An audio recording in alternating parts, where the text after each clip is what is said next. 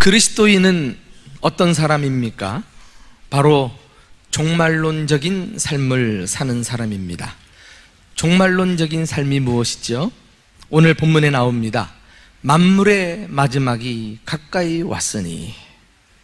우리는 역사의 주인이신 예수님께서 다시 오실 것을 믿습니다.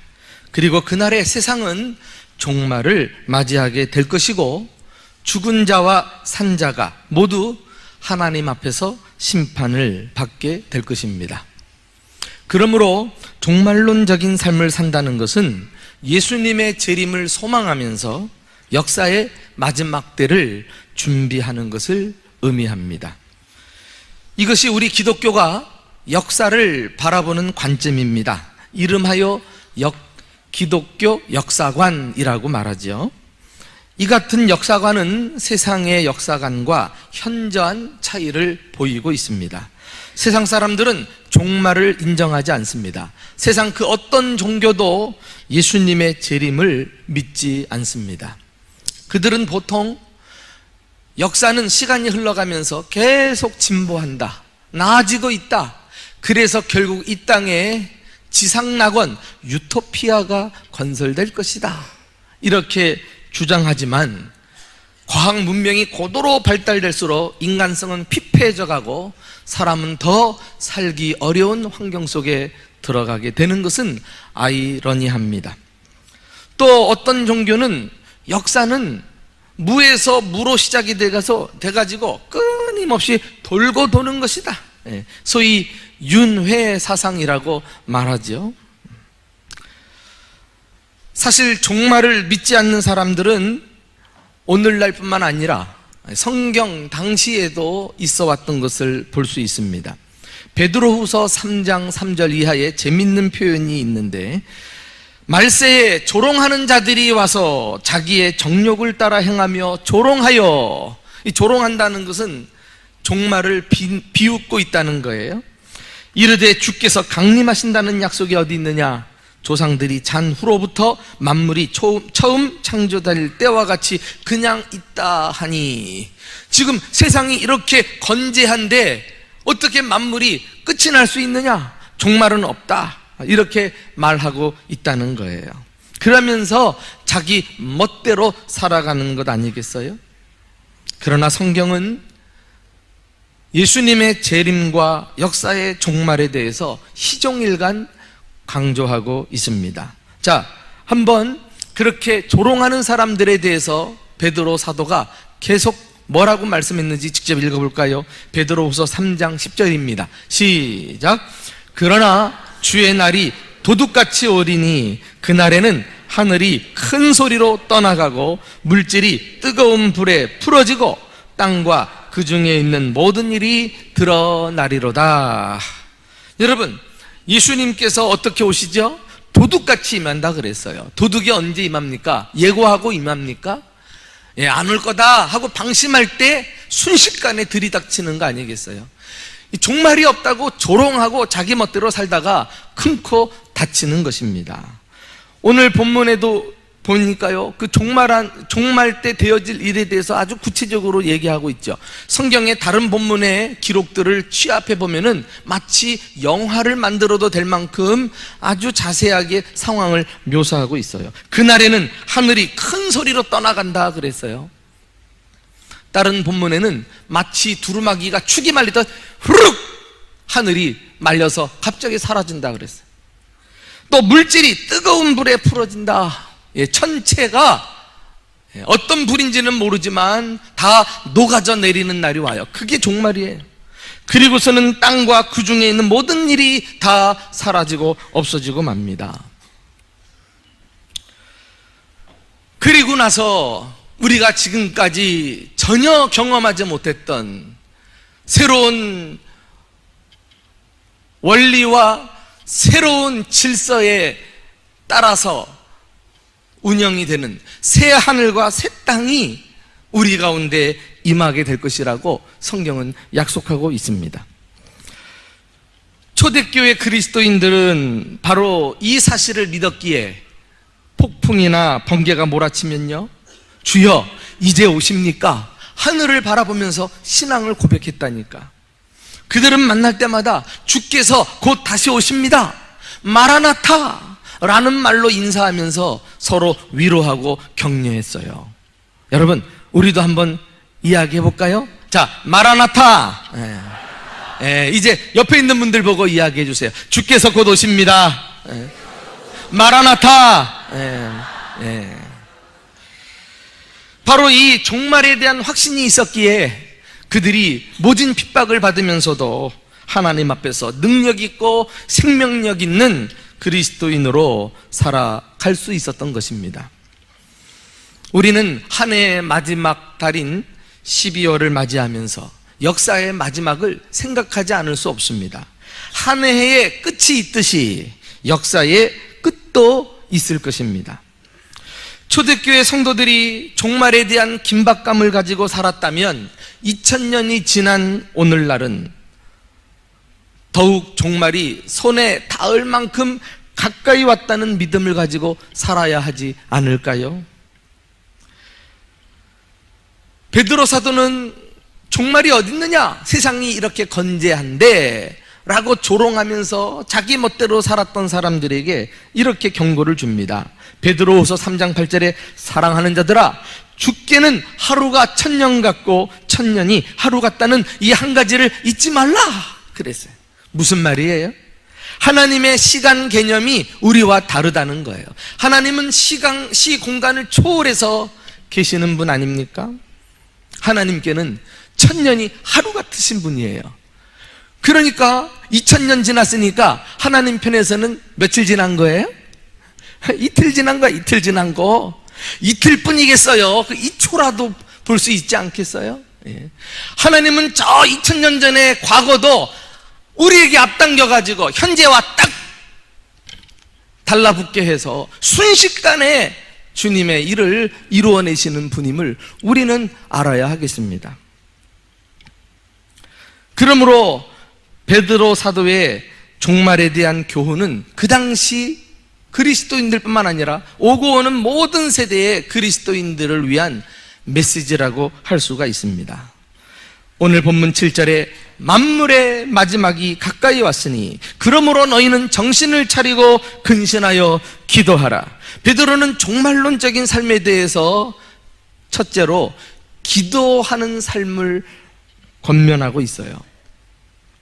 여기 기도할 때 두 가지 자세를 말씀하고 있죠. 마치 군인이 보초를 설 때 하는 자세와 같습니다. 정신을 차리고 근신하여 기도하라. 여러분, 정신을 차린다는 건 뭡니까? 보초가요, 정신을 다른 데 팔고 있으면 안 돼요. 오로지 딱 보초 쓰는 그 일에 정신을 집중할 때 가능한 것 아니겠어요? 근신한다는 거는 뭐예요? 자기 통제, 자기 절제를 말하는데 다른 곳에 가고 싶어도, 하고 싶은 것이 있어도 보초는 다 그런 것들을 절제하고 오로지 꼿꼿이 서서 사명을 감당하는 것 아니겠어요?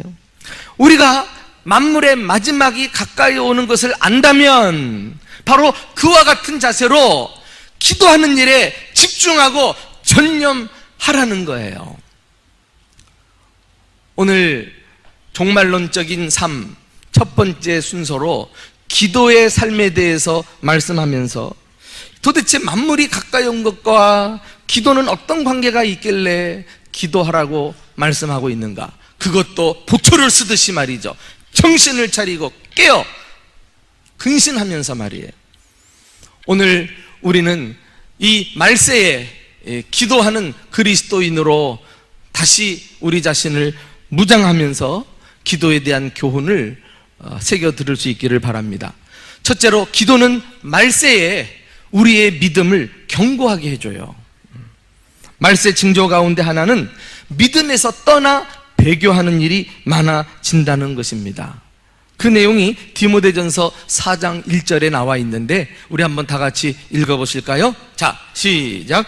그러나 성령이 밝히 말씀하시기를 후일에 어떤 사람들이 믿음에서 떠나 미혹하는 영과 귀신의 가르침을 따르리라 하셨다. 성령께서 교회에 알려주셨어요. 후일에는 믿음에서 떠나는 사람들이 있을 것이다. 믿음에서 떠난다. 이 떠난다는 단어는 믿음을 버린다, 취소한다, 마음이 변한다, 이런 의미를 가지고 있거든요. 잘 믿다가 끝까지 가지 못하고 마지막 때에 다 믿음이 변질돼 가지고 주님으로부터 떠나는 사람이 있다는 거예요. 왜 떠나는가? 사탄 마귀가 두 가지를 가지고 이들을 끌어내는데, 미혹하는 영과 귀신의 가르침을 따르리라 그랬어요. 미혹하는 영, 이것은 세상의 쾌락과 향락을 가지고 세상으로 끌고 가는 것을 말해요. 많은 사람이 미혹을 받고 주님을 떠나 세상으로 갈 거예요. 귀신의 가르침, 이것은 이단과 사이비 거짓 가르침을 말합니다. 그래서 사람들이 진리에 바로 서 있지 못하고 다 넘어가 가지고 진리로부터 멀어진다는 것이죠. 그러므로 우리는 종말이 가까이 옴을 볼수록 더욱 기도에 힘써야 할 필요가 있어요. 왜요?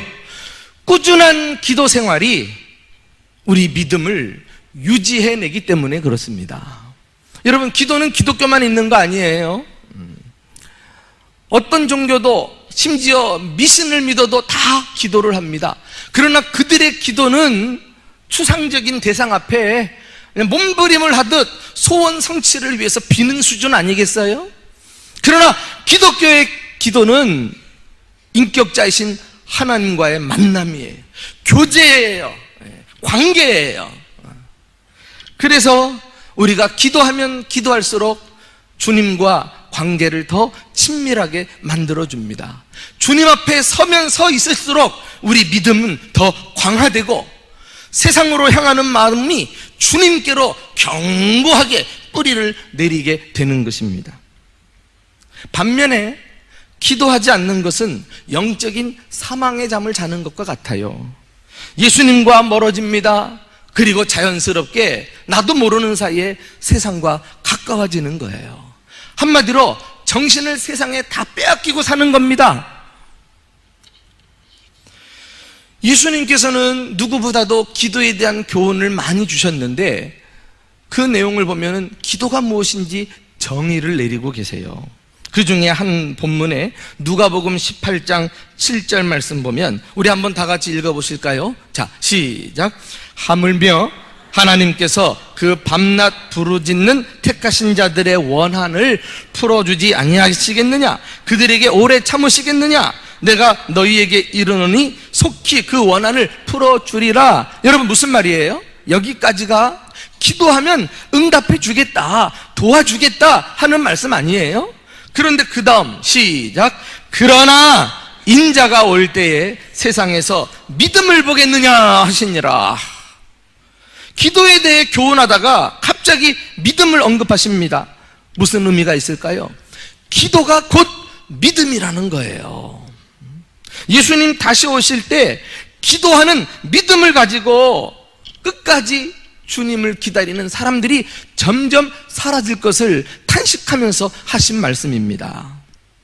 기도만 하면 답답한 문제도 해결해 주시고 한 맺힌 소원도 풀어주실 건데, 말세에 기도하는 사람을 찾아볼 수 없으니 주님께서 안타깝다고 가슴을 치듯 하시는 말씀이에요. 그들이 다 어디 갔어요? 믿음을 다 버리고 어디 갔어요? 몸은 교회에 와 있어도 마음은 세상에 가 있는 거예요. 사탄 마귀가 조종하는 대로 이용당하는 무기력한 그리스도인으로 살아가는 것입니다. 이것이 기도가 빠진 그리스도인의 모습이에요. 여러분에게 묻습니다.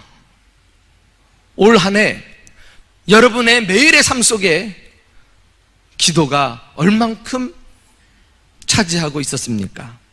여러분의 믿음은 견고하십니까? 여러분의 영적 상태는 양호하신가요? 만일 여러분의 삶 가운데 꾸준한 기도 생활이 없었다면, 교회에서 무슨 직분을 맡고 있든지, 교회를 아무리 오래 다녔던지와 상관없이 여러분의 영적인 건강 상태는 빨간불이 들어와 있다고 봐도 틀림이 없습니다. 어떤 사람은 기도를 중지한 지 너무 오래돼가지고 건강 상태가 심각해지는 바람에 마치 중환자실에 누워있는 것 같은 사람도 있어요. 중환자실에 가보면은 환자들이 공통점이 있습니다. 자력으로 호흡이 안 되니까 하나같이 산소 호흡기를 의지하고 있는 거 아니겠어요? 그 산소 호흡기를 떼내는 순간 죽음 목숨과도 같은 거예요. 기도는 영혼의 호흡이라고 그랬습니다. 기도는 우리에게 생기를 공급해서 영혼을 건강하게 만들어줍니다. 그런데 기도하지 않으면 산소 호흡기로 겨우 생명을 연명하고 있는 것과 같아요. 누군가가 여러분들을 위해 기도하고 있기 때문에 그 기도 덕으로 살아가고 있는 거예요. 산소 호흡기 때문에는 죽은 목숨과 같듯이 남의 기도 의지하고 살아가는 게 얼마나 가겠어요? 세상은 마지막 때가 가까이 오고 있는데 언제까지 산소호흡기를 끼고 누워 계시겠습니까? 언제까지 사망의 잠을 잘 것입니까?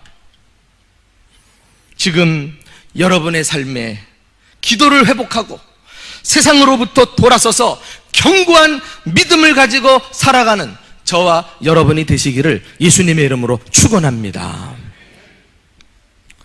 두 번째로 기도는 말세에 우리를 시험으로부터 지켜줘요. 말세가 되면 믿는 자들을 쓰러뜨리기 위해서 온갖 시험이 들이닥친다는 사실을 아십니까? 이 점에 대해서 예수님께서 친히 제자들에게 주의를 환기시켜 주셨어요.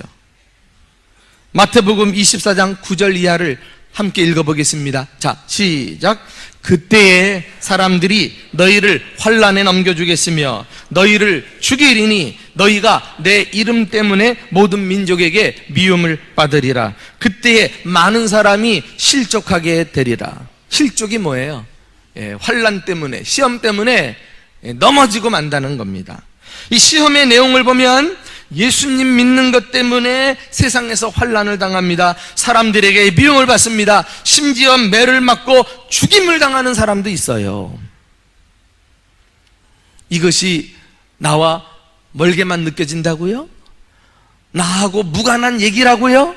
천만에. 여러분, 우리가 예수님 믿는다고 고난받고 순교까지 한 게 불과 몇십 년 전이에요. 일제 치하에서 6.25 전쟁터에서 우리는 얼마나 교회가 핍박을 받고 믿는 자들이 목회자부터 줄줄이 죽음을 당했습니까? 지금도 저 중동의 이슬람권에서, 동남아시아의 불교권에서, 북한과 같은 공산권에서 그리스도인들이 믿음 요 한 가지 이유 때문에 시험을 당하고 얼마나 많이 죽어가고 있는지 몰라요. 초대교회 때부터 오늘날에 이르기까지 도처에서 믿는 자들이 시험을 당하고 있지만은 종말이 가까이 올수록 이 시험은 전 세계적으로 확산이 될 것입니다. 그리고 그 시험의 강도도 더 드세지게 되는 것입니다. 그러므로 나는 편안하다 이렇게 아니라는 생각을 가지고 기도하는 것을 우리가 등한히 한다면 다 실족하고 마는 거예요.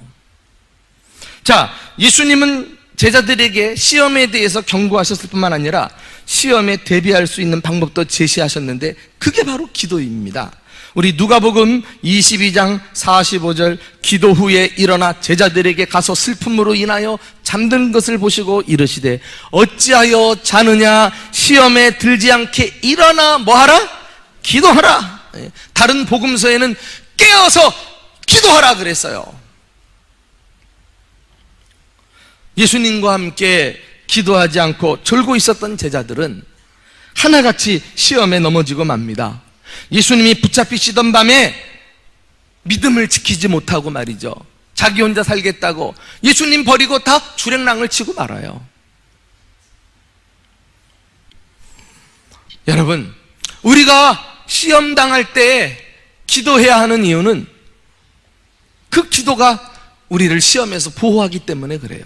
물론 기도를 해도 어차피 닥쳐올 시험은 신앙생활 하면서 나에게 올 겁니다. 그럴 때 기도하는 사람들은요, 그 시험 속에 들어가도 하나님이 피할 길을 주십니다. 그리고 보호하시고 건져내십니다. 무엇보다도 지혜를 주셔서 시험 속에서 미련하게 처신하지 않고 옳고 바르게 분별하고 판단해서 거뜬히 시험을 헤쳐나오게 만든다니까요. 사실 우리가 기도 생활을 오랫동안 중지하고 그냥 바쁘게 분주하게 살아가면 사람이 말이죠, 미련해져요. 어리석어져요. 훨씬 일을 하고 무엇인가 결정하고 선택하는데 잘못된 결정을 하는 일들이 많아져요. 그거 주님을 의지하지 않고 자기 힘으로 살아가기 때문이 아닐까요? 기도하는 사람은 머리가 빠릿빠릿 돌아가요. 눈동자에 총기가 있어요. 주님께서 지혜를 부어주시고 그래서 위기 가운데도 거뜬히 헤쳐나가도록 도와주실 줄로 믿습니다. 야고보서 1장 2절에서 가서 보셔도요, 야고보 사도가 형제들아 너희가 여러 가지 시험을 만나거든 온전히 기쁘게 여기라, 이렇게 믿는 사람들에게 시험에 대해서 기정사실화하고 강조를 했습니다. 교회들이 그냥 축복만 약속하고 축복만 빌어주는 것은 그것은 바른 복음이 아니에요. 정말 복받고 잘 살게 하려면은 시험이 와도 시험을 이기도록 도전하고 믿음을 불어넣어줘야 그리고 나서 주님이 복을 부어주실 때 감당할 수 있는 거예요. 시험을 만나거든 기쁘게 여기라, 이게 우리 그리스도인만이 가능한 역설적인 삶이 아니겠어요? 그러면서 말하기를 너희 중에 누구든지 지혜가 부족하거든 모든 사람에게 후히 주시고 꾸짖지 아니하시는 하나님께 구하라, 그리하면 주시리라. 그리하면 시험도 거뜬히 이기게 해 주실 줄로 믿습니다. 내 힘으로 안 돼요. 내 힘으로 안 돼요. 그러므로 기도하지 않는 것은 마치 군인으로 말하면 적 앞에서 무장 해제하고 사는 것과 똑같아요. 적의 공격에 속수무책으로 당하는 것입니다.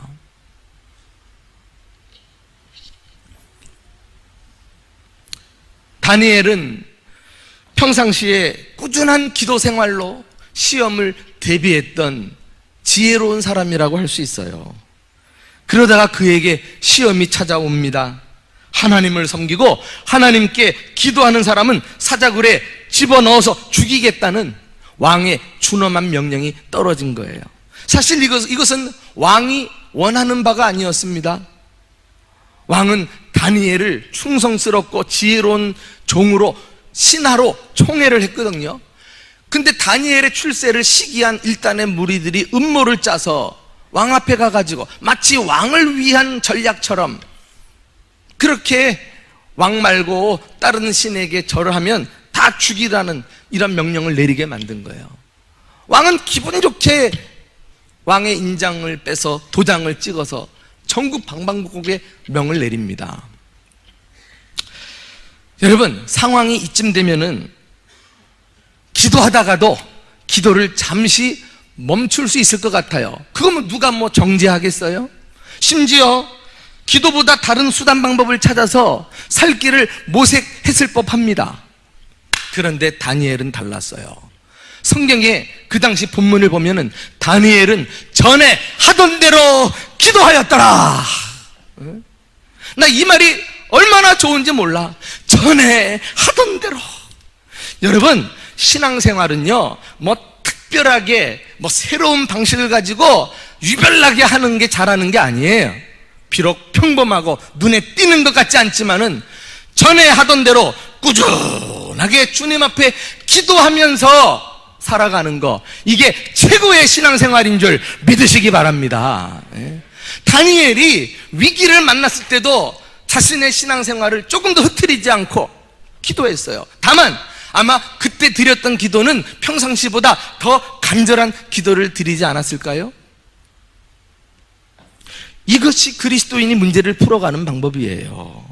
시험을 만났을 때 우리는 당황스러워합니다. 어떻게 해야 할지 안절부절합니다. 그러나 기도 생활을 멈추지 않는 사람에게는 하나님이 지혜를 주셔요. 피할 길을 주셔요. 그를 시험 가운데서 보호해 주실 줄로 믿습니다. 결국 다니엘은 체포되어 사자굴에 던져집니다. 그리고 어떻게 되었나요? 사자들에게 찢겨가지고 처참하게 죽었습니까? No. 아니요. 놀라운 일이 벌어집니다. 이 다니엘을 사자굴에 집어넣은 왕은 이 파사제국의 다리오 왕이었는데 이방 나라죠.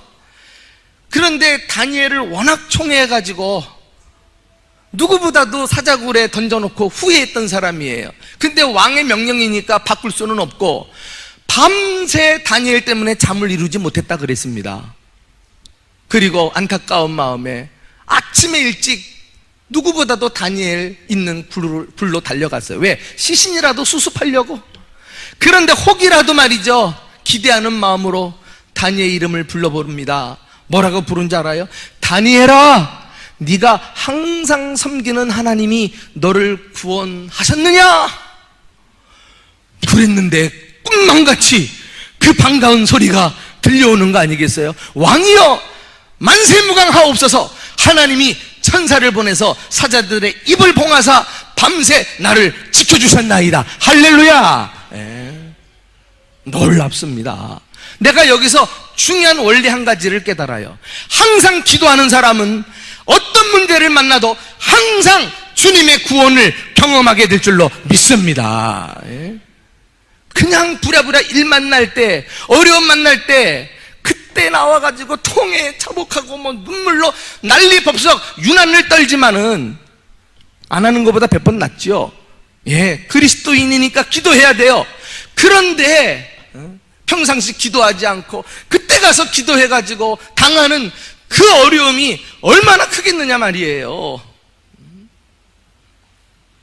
전에 하던 대로 지금 건강할 때, 믿음이 있을 때, 좋은 환경과 기회가 주어졌을 때, 말세가 가까이 올수록 더욱 주님 앞에 기도하는 일에 힘쓸 때 주님은 위기를 만나도 거뜬히 우리를 건져내 주실 줄로 믿습니다. 이게 신앙생활이에요. 우리가 오래 예수를 믿어도 구원에 감격이 없고 간증할 거리가 없고 하는 거, 이거 정신을 차리고 근신하여 기도하는 일을 등한히 했기 때문에 응답도 없고 놀라운 일도 내 주변에 일어나지 않는 거예요. 하나님은 여전히 살아계신데, 다니엘의 하나님은 살아계신데 하나님의 다니엘이 없어. 하나님 앞에 늘 기도함으로 엎드리는 그리스도인들이 사라지는 이 형국에 오늘 베드로 사도를 통해서 주시는 말씀을 나에게 주시는 하나님의 음성으로 받을 수 있기를 주님의 이름으로 축원합니다. 마지막으로 기도는 말세에 우리를 성령 충만하게 합니다. 종말이 가까울수록 더욱 기도에 힘써야 하는 이유는 성령 충만받기 위해서예요. 마지막 때는 사탄 마귀가 자기의 때가 얼마 남지 않은 것을 알고 최후 발악을 합니다. 할 수만 있으면 믿는 자 한 사람이라도 지옥으로 끌고 가기 위해서 우는 사자와 같이 입을 크게 벌리고 집어삼키려고 달려든다니까요. 이 치열한 영적 전쟁에서 이기려면 우리 힘으로 안 됩니다, 여러분. 마귀는 우리보다 강하기 때문이에요. 오직 성령의 능력으로만이 마귀를 대적하고 싸워 이길 수 있음을 믿으시기를 축원합니다. 마귀는 능하지만 성령님은 전능하신 하나님이시기 때문에 그렇습니다. 그래서 하나님이 말씀하셨죠. 에베소서 5장 16절 이하, 우리 다 같이 읽어보겠습니다. 시작. 세월을 아끼라, 때가 악하니라. 술 취하지 말라, 이는 방탕한 것이니 오직 성령으로 충만을 받으라. 할렐루야. 때가 악하다. 지금 말세가 점점 가까이 깊어져 가고 있는 이때에 우리가 성령 충만 받아야 이 악을 분별해내고 죄를 깨닫고 거절하고 내 안에 있는 정욕과 세상과 마귀와 싸워 이길 수 있다니까요. 우리가 성령 충만함을 받아야 내 안에 있는 죄를 심각하게 깨닫고 통렬하게 회개하는 자리로 들어가게 됩니다.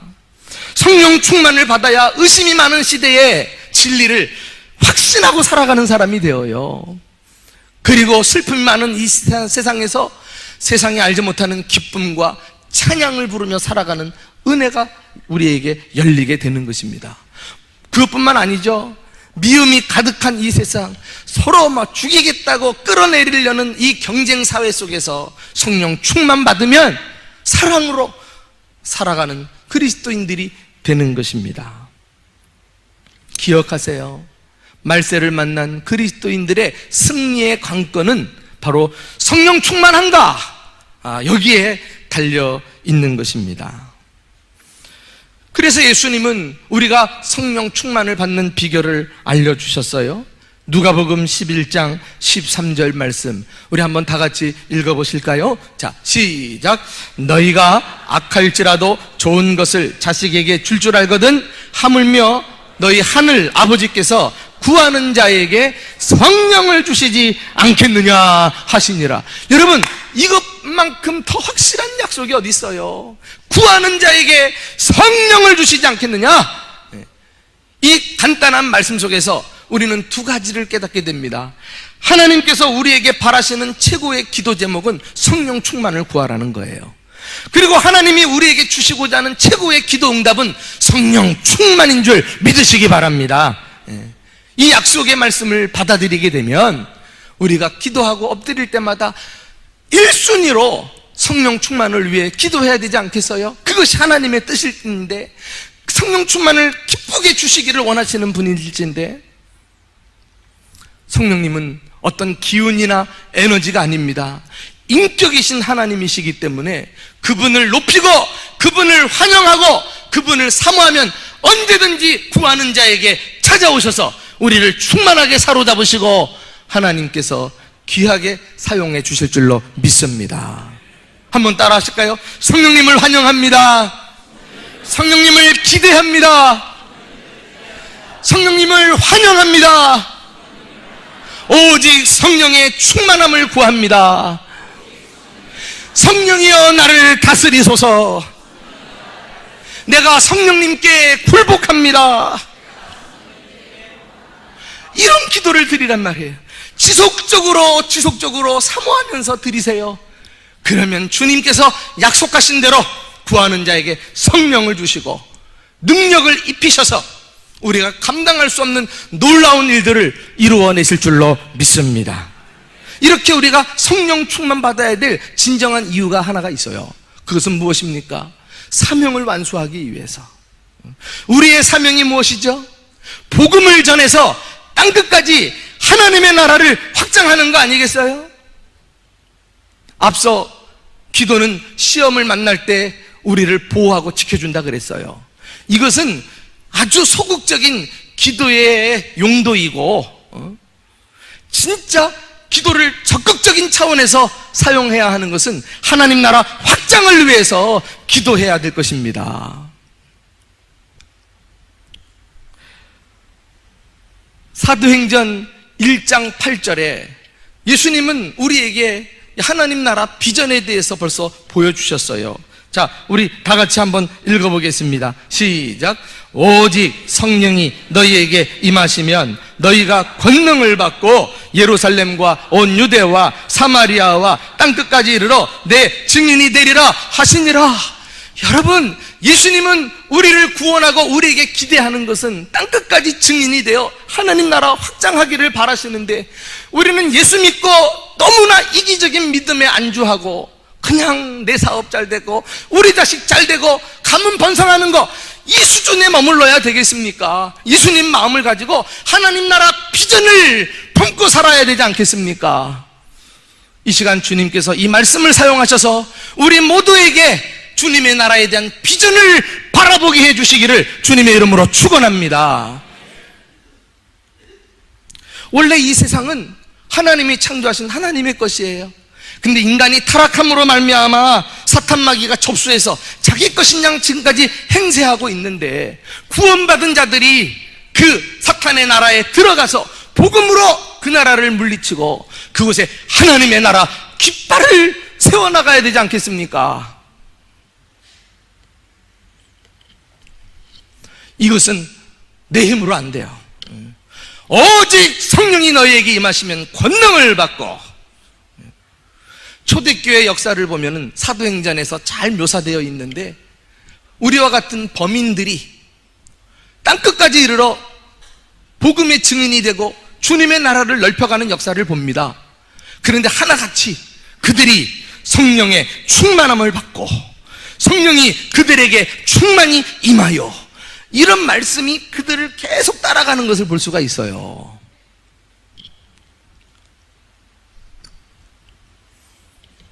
어떤 사람이 현대 그리스도인들을 마치 말 동상과 같다, 이렇게 비유를 했습니다.